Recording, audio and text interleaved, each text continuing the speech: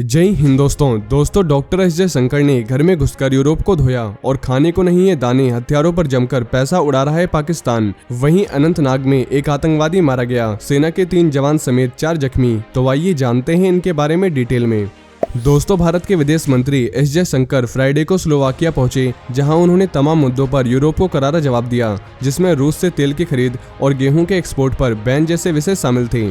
उन्होंने यूरोप के उस विचार को खारिज कर दिया जिसके मुताबिक अगर चीन के साथ भारत की समस्या बढ़ती है तब यूक्रेन पर भारत के रुख के कारण उसे ग्लोबल सपोर्ट प्राप्त करने में परेशानी आ सकती है। जयशंकर ने बताया कि भारत के चीन के साथ रिश्ते अनकंफर्टेबल हैं, लेकिन हम इनके मैनेजमेंट में पूरी तरह सक्षम हैं। दोस्तों, यूरोप को कड़ा जवाब दे रहे विदेश मंत्री भारत के पहले प्रधानमंत्री पंडित जवाहरलाल नेहरू के नक्शे कदम पर चलते नजर आए। राजधानी ब्रातिस्लावा में एक सम्मेलन को संबोधित कर रहे जयशंकर का रुख बेहद सख्त था। उन्होंने साफ कर दिया कि यूरोप को उस मानसिकता से बाहर निकलना होगा कि उसकी समस्याएं पूरी दुनिया की समस्याएं हैं, लेकिन दुनिया की समस्या यूरोप की समस्या नहीं है। समस्या अगर आपकी है तो यह सिर्फ आपकी है, लेकिन अगर यह मेरी है तो यह हमारी हो जाती है। दोस्तों, यूरोपीय देश लगातार भारत को मना रहे हैं कि वह यूक्रेन पर हमले को लेकर रूस की आलोचना करें। यूरोप का लॉजिक है कि फ्यूचर में भारत को चीन जैसी चुनौती का सामना करना पड़ सकता है, जिसके लिए उसे ग्लोबल सपोर्ट चाहिए होगा। जयशंकर के पास इस लॉजिक का भी जवाब था। उन्होंने कहा, मैं एक संघर्ष में शामिल हो जाऊं क्योंकि इससे मुझे दूसरे संघर्ष में मदद मिलेगी।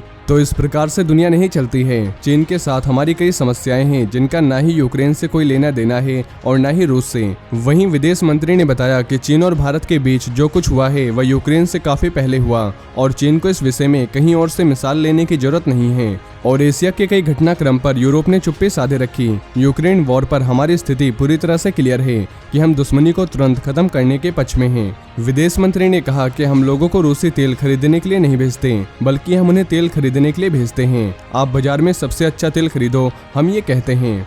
Europe has to grow out of the mindset that Europe's problems are the world's problems, but the world's problems are not Europe's problems. That if it is you, it's yours. If it is me, it's ours. वहीं पाकिस्तान की जनता गरीबी से जूझ रही है। महंगाई अपने record level पर है और लोगों को खाने के लिए अनाज भी कम पड़ रहा है। लेकिन इस दौरान भी पाकिस्तान ने अपने डिफेंस बजट का 6% बढ़ाने का निर्णय लिया है। आर्म फोर्सेस के बड़े सैलरी और दूसरे जरूरी हथियारों को खरीदने के लिए पाकिस्तान ने ये कदम उठाया है। Economic coordination committee of cabinet ने 80 अरब रुपए की ग्रोथ का निर्णय लिया है। दोस्तों, डिफेंस मंत्रालय ने हेडक्वार्टर में जिन्ना नेवल बेस, तरबत नेवल बेस और मल्टी फंक्शन बिल्डिंग समेत दूसरे चीजों के लिए 80 अरब रुपए के एक्स्ट्रा डिफेंस बजट की मांग की थी। ईसीसी ने द्विपक्षीय फ्री ट्रेड एग्रीमेंट के दुरुपयोग को रोकने के लिए चीन से आने वाले पेट्रोलियम प्रोडक्ट्स के इंपोर्ट पर 10% रेगुलेटरी ड्यूटी लगाने का डिसीजन लिया है। ऐसा इसलिए क्योंकि कुछ तेल की कंपनियां 10% टैक्स बचाने के लिए अपने तेल को चीन होते हुए पाकिस्तान में लाती थी। दोस्तों, पाकिस्तान भले ही अपना डिफेंस बजट बढ़ा रहा हो, लेकिन वो आर्थिक संकट की ओर बढ़ता दिख रहा है। पाकिस्तान में 27 मई को समाप्त हुए हफ्ते के दौरान उसके फॉरेन एक्सचेंज रिजर्व यानी विदेशी पैसों में तकरीबन $366 मिलियन की बड़ी गिरावट देखने को मिली है। पाकिस्तान के पास दूसरे देशों से इंपोर्ट होने वाले सामान के लिए भी कोई खास पैसा नहीं बचा है और पेट्रोल की कीमतों में एक हफ्ते में 60 रुपए की बढ़ोतरी की गई।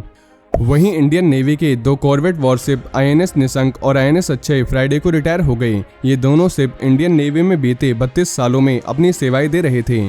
साथ ही ऑपरेशन तलवार और ऑपरेशन पराक्रम में इन्होंने हिस्सा लिया था। मुंबई के नेवल डॉकयार्ड में एक ट्रेडिशनल सेरेमनी के दौरान 22 missile vessel squadron INS Nishank और 23 patrol vessel squadron INS Akshay को रिटायर कर दिया गया। इसके साथ ही इनका नेवी में 32 सालों से चला आ रहा सफर समाप्त हो गया। दोस्तों, INS निशंक और INS अक्षय को जॉर्जिया के पोर्टी शिपयार्ड में बनाया गया था। INS निशंक एक हाई स्पीड मिसाइल क्राफ्ट है जिसे 12 सितंबर 1989 को कमीशन किया गया था। वहीं इसके 1 साल बाद INS अक्षय को 10 दिसंबर 1990 में इंडियन नेवी का हिस्सा बनाया गया था। वहीं जम्मू कश्मीर में आतंकी एक्टिविटी लगातार बढ़ती जा रही है। दक्षिण कश्मीर में अनंतनाग के ऋषिपुरा में फ्राइडे शाम को मुठभेड़ के दौरान सुरक्षा बलों ने एक आतंकवादी को मार गिराया। वहीं आतंकियों की फायरिंग में सेना के 3 जवान और एक नागरिक घायल हो गए। जम्मू कश्मीर पुलिस ने बताया कि सभी घायलों को इलाज के लिए श्रीनगर के 92 बेस हॉस्पिटल ले जाया गया है, जहां सभी की हालत स्थिर है। तो दोस्तों, ये थे आज के कुछ बड़े डिफेंस अपडेट। वहीं अगर आप भारतीय सेना से जुड़ी ऐसी और भी जानकारी जानना चाहते हैं तो आपको हमारे दूसरे चैनल डिफेंस एनालिसिस पे मिल जाएगी, जिसके लिंक आपको नीचे डिस्क्रिप्शन में मिल जाएगी। और ये जानकारी अगर आपको पसंद आई हो तो वीडियो को ज़्यादा से ज़्यादा शेयर करें और चैनल को सब्सक्राइब करना न भूलें। जय हिंद, जय भारत।